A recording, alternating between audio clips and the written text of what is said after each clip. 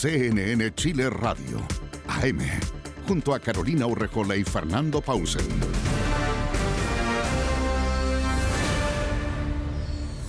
8 de la mañana con 7 minutos y ya tenemos aquí mismo al ministro secretario general de la presidencia.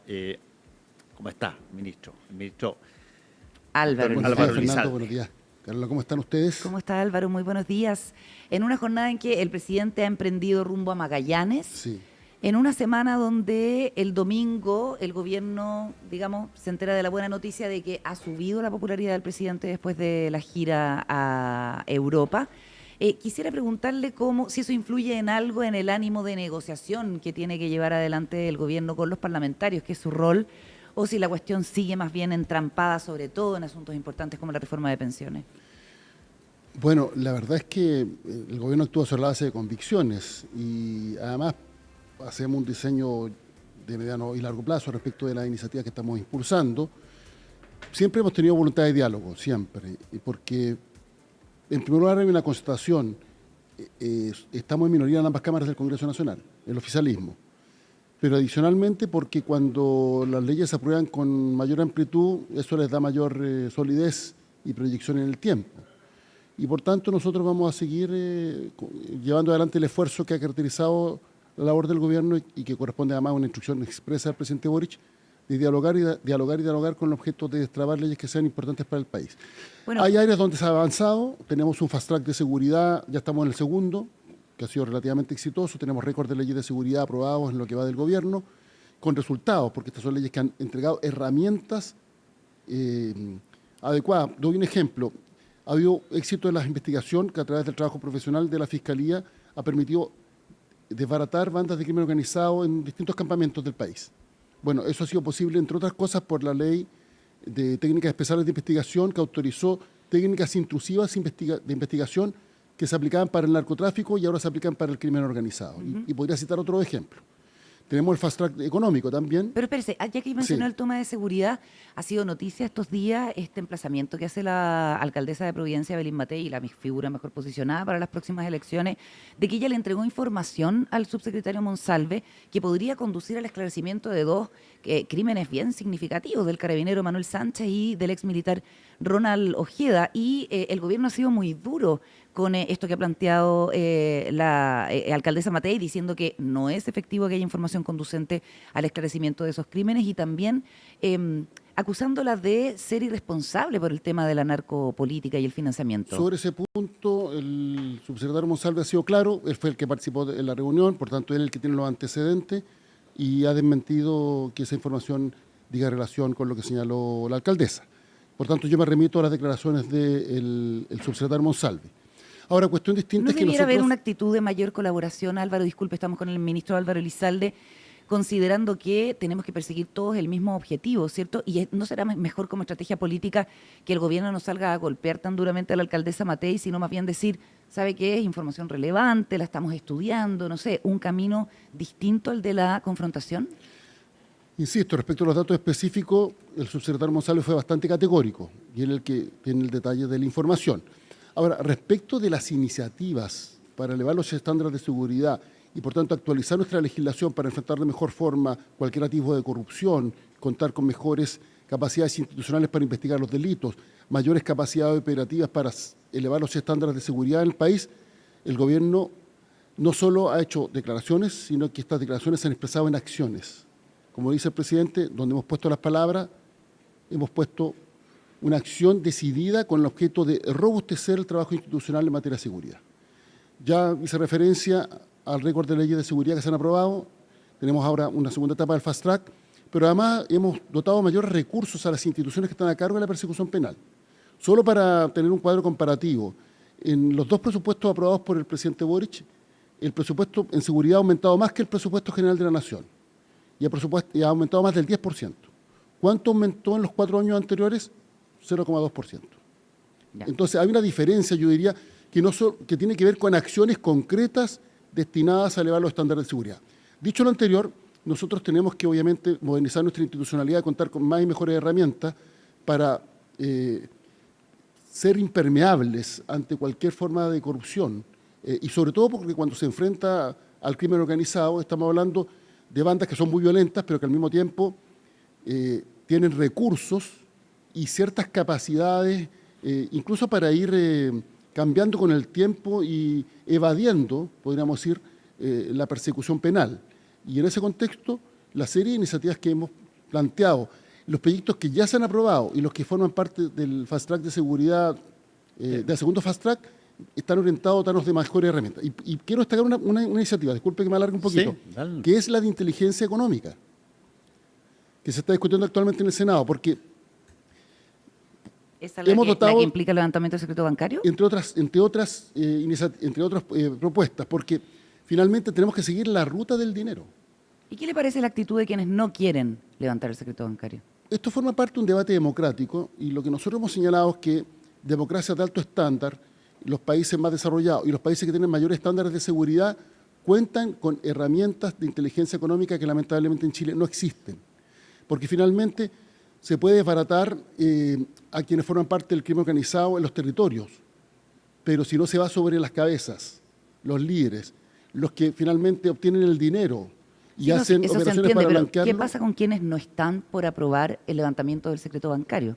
Nosotros creemos que esa es Parlamento? una herramienta necesaria para que exista una persecución penal efectiva. Si usted ve la legislación Pero ¿cómo comparada... va a convencer a los parlamentarios de oposición de que den su voto para esa Bueno, iniciativa? a ver, en primer lugar, nosotros aquí estamos presentando un punto de vista que tiene que ver con cómo se regula esta materia en países que tienen altos estándares de seguridad y son eficientes en la persecución penal. Ese es un primer punto.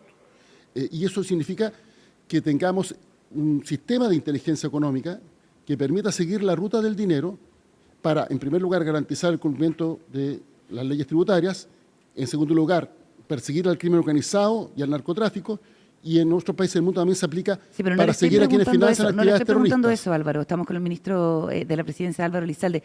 Le estoy preguntando qué le parece la postura de la oposición respecto de no dar carta blanca para que se pueda levantar el secreto bancario. Lo dijo Evelyn Matei, que dependa de un político levantar el secreto bancario es algo que no vamos a aceptar.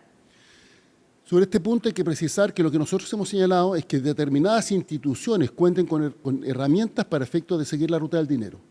Y estamos hablando de instituciones permanentes del Estado. Pero Y no ¿cómo se- se y no explica? sería- Estamos hablando de sería- una decisión que dependa de una autoridad política que ocupe un determinado cargo en un determinado momento, sino que tiene que ver con instituciones que necesitan de esta herramienta para seguir la ruta O del sea, no dinero. conoce el proyecto de Evelyn Matei.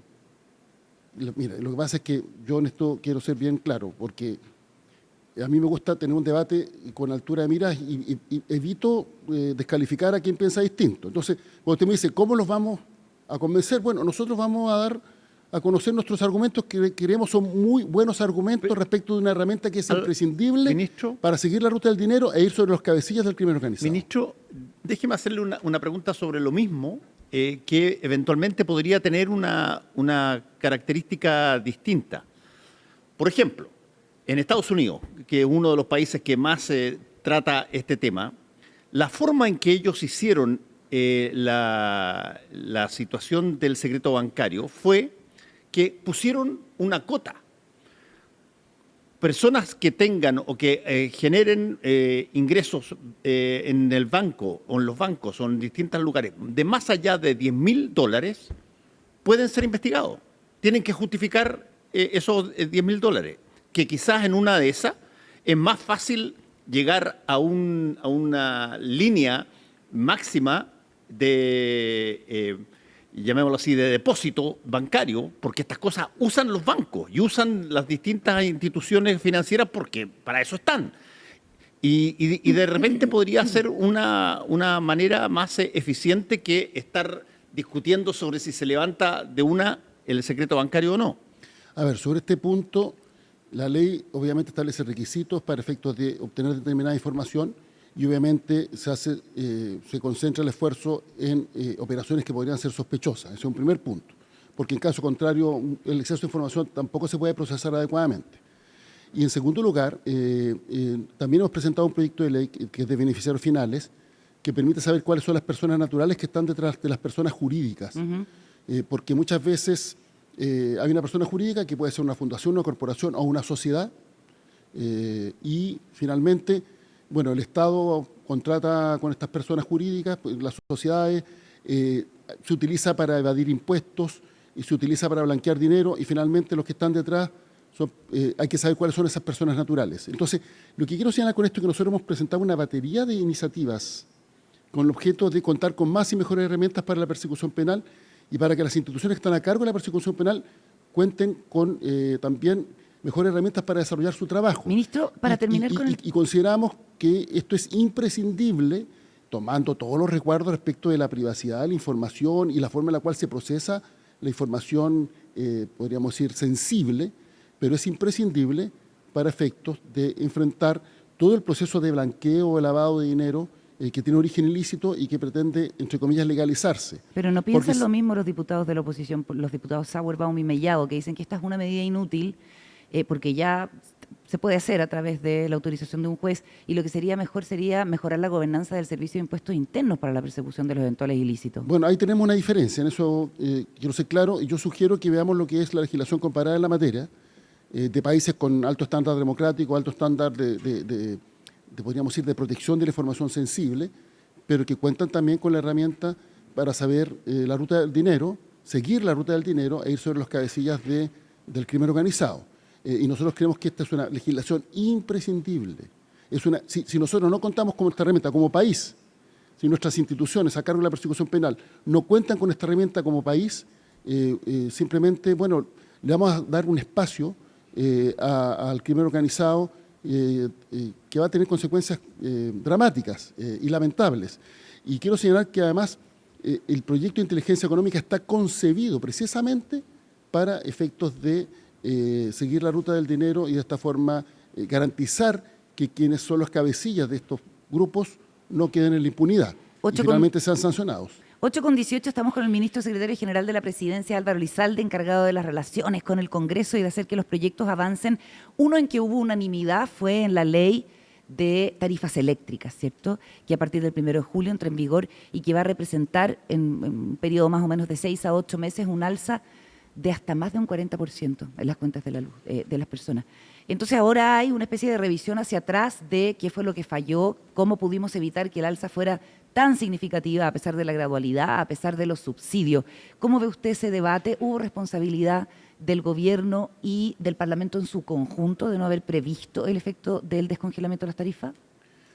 Sobre este punto, la información fue entregada cuando se inició el debate legislativo, pero primero hagamos historia. Lo que ha acontecido es que durante 5 años estuvieron congeladas las tarifas eléctricas. Sí, sabemos la historia, les juro que hemos conversado un montón de la historia, pero yo creo que la gente está súper enterada. Es que no es irrelevante, porque sabemos en qué contexto se producto produjo. de ese congelamiento se fue acumulando una deuda en el sistema de 6.000 millones de dólares y que aumenta todos los días más de 3 millones de dólares. Estamos hablando de aproximadamente 1.000 millones de dólares al año. Sí. Y por tanto se requería sincerar las tarifas por la deuda que se estaba generando. Dicho lo anterior, se planteó un subsidio y aprovecho y lo señalo porque el 1 de julio se inicia la postulación. ¿Por qué postulación? ¿Por qué no directamente el descuento? Por una razón descuento? muy simple, y creo que esa pregunta es muy pertinente, porque las personas están en el registro social de hogares, pero en el registro social de hogares no está la información de su medidor, de cuál es la cuenta de luz que paga. Y por tanto, para otorgar el subsidio hay que aplicarlo a una cuenta. Tiene que ser contingente. Por una razón muy simple, porque la gente se cambia de casa, a veces arrienda, a veces hay medio compartido, hay distintas situaciones. Entonces, por tanto, la razón por la cual no se puede hacer automáticamente es porque, si bien existe el registro de personas que cumplen con los requisitos, porque forman parte del registro social de hogares, hay que asociarlo al medidor de la cuenta que esa persona paga. Ok. Y esa es la razón por la cual se va a hacer. En todo caso, se hace por internet entre el 1 y el 14 de julio y es un procedimiento relativamente expedito.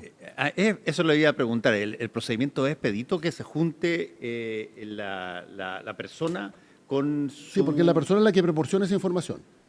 Entonces dice, este es mi medidor y se revisa si cumple con los requisitos en el registro social de hogares. Está dentro del grupo al cual está focalizado el esfuerzo. Ministro Elizalde, Sí. costó harto que la presidencia de la Cámara de Diputados cayera en manos de un parlamentario, en este caso parlamentario oficialista. Y es esa diputada, Carol Cariola, la que está pidiéndole al gobierno que se frenen las alzas de la tarifa con un nuevo proyecto de subsidio y llama al gobierno a renegociar los contratos con las eléctricas. ¿Qué se le responde concretamente? Sobre el tema del subsidio, y en esto quiero ser bien claro, no es el caso de la diputada Cariola, porque ella votó a favor de la reforma tributaria, y algo que obviamente valoramos, pero he visto que algunos parlamentarios de oposición que están pidiendo que se entregue un subsidio adicional votaron en contra de la reforma tributaria. ¿Por qué hago esta mención?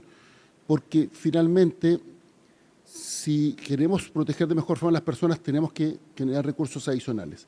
¿Habrá o no habrá proyecto para ampliar el subsidio? La reforma, es que el ministro Marcel ha sido categórico. O sea, no habrá. Nosotros tenemos compromisos respecto a los cuales se requieren recursos y por eso estamos impulsando el pacto fiscal. Y hay un proyecto muy relevante que es el de cumplimiento tributario que aumenta la recaudación, pero lamentablemente en su momento se rechazó la reforma tributaria. Y estos recursos obviamente tienen distintos objetivos. En primer lugar, por ejemplo, terminar con la lista de espera. En segundo lugar, aumentar el monto de la PGU. Y podría citar otro ejemplo. Entonces, la pregunta, el punto es, si queremos que el Estado proteja de mejor forma a las personas a través de distintas políticas sociales, se requieren recursos. Y esos recursos están asociados al pacto fiscal y a la reforma tributaria. ¿Y la porque en renegociación caso de los contrario contratos que ocurriría lo que propone? ocurrió en otros países donde los ingresos son más que los ingresos del Estado y eso genera finalmente un daño enorme para la economía y por tanto para las personas. De hecho, cuando el presidente Boric asumió, teníamos desorden fiscal. Ahora, por razones obvias, se había enfrentado a una pandemia. Está bien, pero volvamos a las cuentas de la luz, ministro. Se habían gastado parte importante de los ahorros. Y lo primero que tuvo que hacer el gobierno fue ordenar las cuentas fiscales para generar condiciones para el crecimiento y este año estamos creciendo.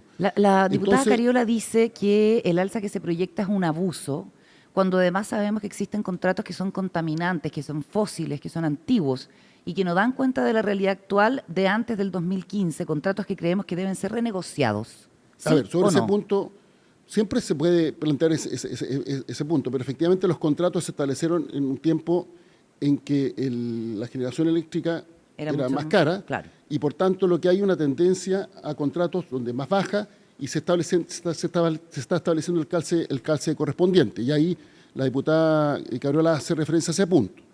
Pero dicho lo anterior, cuando hablamos de finalmente el subsidio que se le entrega a las personas o la ampliación del subsidio que ya se aprobó, en esto es lo que tenemos que ser claros.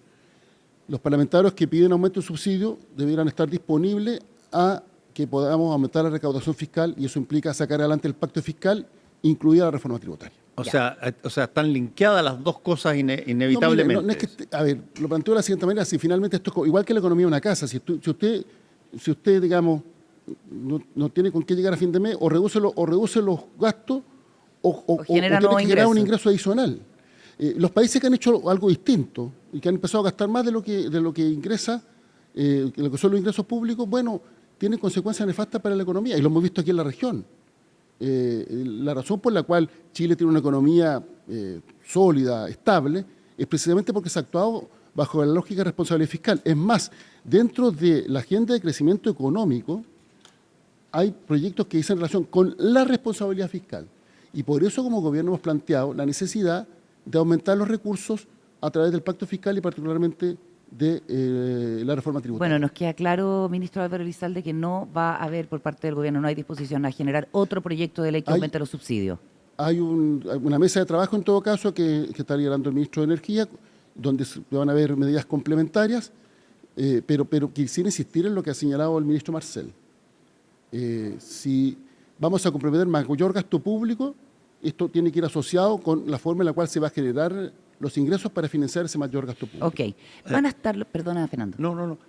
Básicamente... Es más, nosotros creemos que es necesario tener mayores políticas sociales y por eso en su momento se presentó la reforma tributaria y por eso hemos insistido en el pacto fiscal. Una de las cosas que probablemente lleva mucho tiempo dando vuelta es el tema de las pensiones, ministro. Y desde ese punto de vista no se ha podido generar ninguna reforma en el ámbito de las pensiones desde hace ya bastante tiempo. ¿Y cuál es la viabilidad de esa situación cuando tenemos hoy día,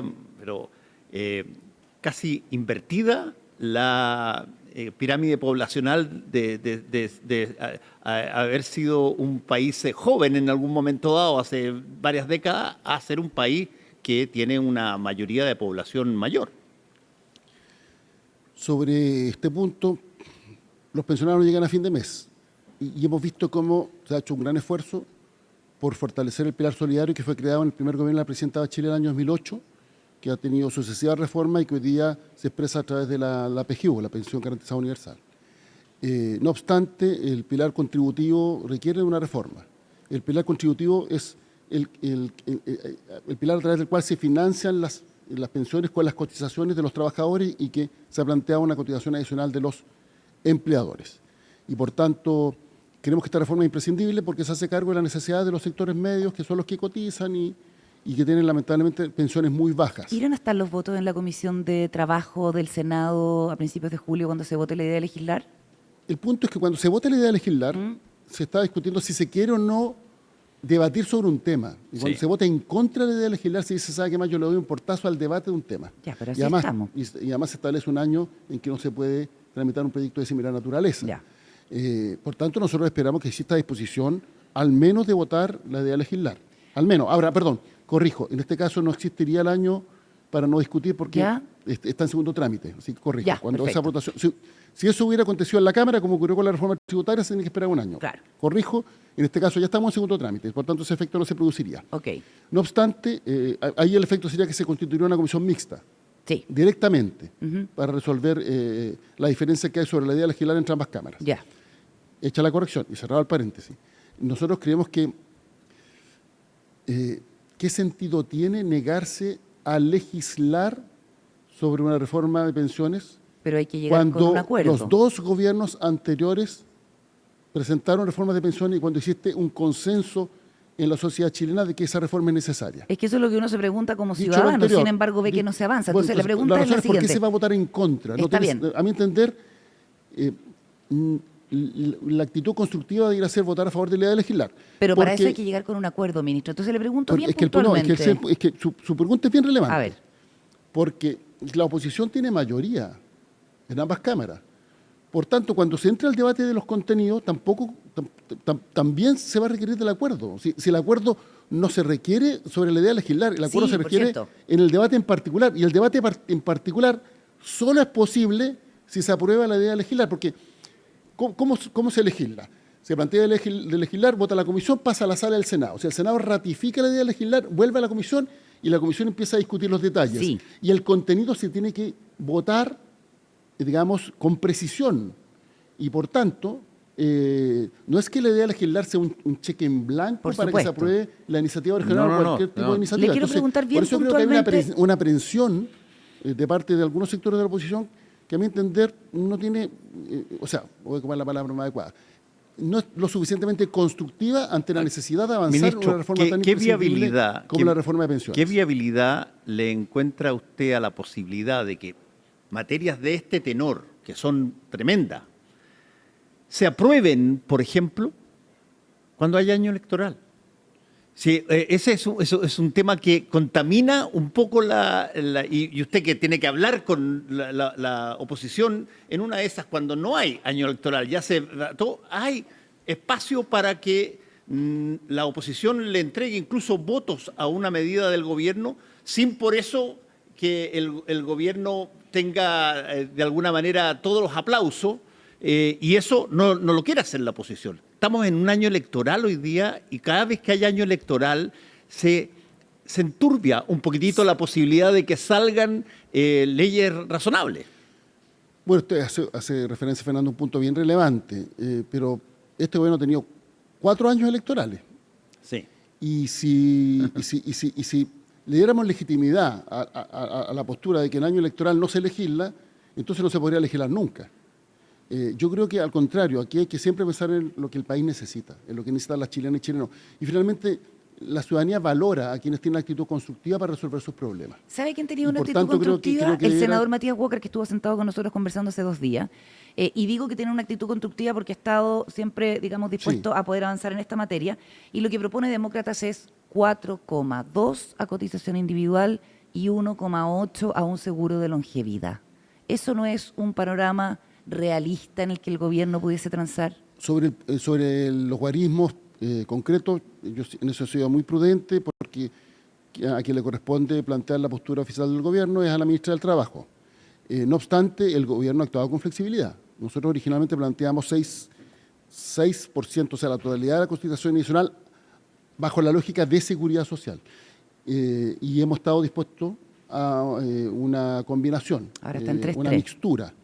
Dicho lo anterior, y en esto quiero ser bien categórico, el elemento de la seguridad social no es irrelevante, al contrario, es lo más relevante de una reforma de pensiones porque Por eso, es lo que lo contempla. porque lo que permite aumentar las pensiones ahora Claro. y no tener que esperar 3 o 4 décadas, porque la propuesta que plantean algunos sectores implica aumentar la cotización, pero que las pensiones aumenten en 3 o 4 décadas más. Y el problema lo tenemos hoy. Si los pensionados, los que ya están pensionados y los que están prontos a pensionarse están viviendo un drama. Por eso creemos que se tiene que administrar con criterios de seguridad social la reforma de pensiones, porque finalmente, ¿qué es un sistema de pensiones? Un buen sistema de pensiones, no lo que tenemos en Chile, es un sistema de seguridad social. Forma Ministro, parte de la seguridad social. Se nos acabó el tiempo, pero Sí. quisiera preguntarle, para que nos vayamos planificando, el 27 de octubre los chilenos y chilenas iremos a votar en 1 o 2 días.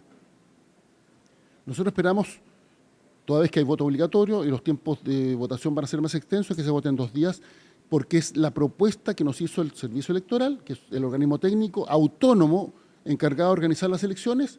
Ellos hicieron la propuesta, ellos plantearon el problema, hicieron la propuesta, el gobierno acogió la propuesta de este organismo técnico, que tiene un consejo por lo más variado, donde hay representantes de gobierno y de oposición, ¿Y están los votos? y ya fue aprobado por la Cámara de Diputados y fue aprobado ya fue aprobado por el Senado, ¿Ya? y está en la Cámara y ya fue aprobado por la Comisión de Gobierno de la Cámara, O sea, se debiera ve en avanzar. Hacienda y se votaría el lunes en la tarde en la Cámara. Dan los tiempos. Estamos trabajando para eso. Y si hubiera modificaciones, volvería al Senado. Y no solo se establece la votación en 2 días, sino que se establecen algunas modificaciones permanentes, una que es el votar con la pispasta, pero otras bien relevantes. Las personas, por ejemplo, que son vocales, siempre dicen, no, es que siempre me toca ser Sí. vocal. Hay gente que le encanta ser vocal en todo caso, pero se establece que pueden ser vocales por máximo 2 procesos electorales continuos o sucesivos. Y después están 8 años sin poder ser ya, vocales. Ya. Entonces se produce una rotación. Y cuando hablamos de proceso electoral estamos hablando primera y segunda vuelta, en caso de que la haya. Ese es un proceso electoral. Entonces, por tanto, una persona podría ser vocal ahora y el próximo año y después 8 años sin ser vocal. Y se elimina la ley seca, algo que también ha generado mucha expectación. Mucha expectación, De eso hecho, es cuando nuevo. hicimos el anuncio, ¡Viva! yo pensé que me iban a preguntar por los 2 días y le quiero decir que me llaman todos los medios para preguntarme por la ley Por la seca. ley seca. Porque dicen que en las redes sociales esto generó mucho interés. Mucho comentario, mucho Sí, interés. mucho comentario, mucho Pero usted interés. sabe que nosotros no estamos por las redes sociales, estamos más allá, estamos por sobre. ¿Ah? Somos CNN Chile Radio. No, o sea, a todos nos interesa el tema, por supuesto, de la ley seca. Muchísimas gracias, ministro Muchas Alberto gracias, Elizalde, por la Gracias a ustedes, que conversación. tengan una muy buena jornada.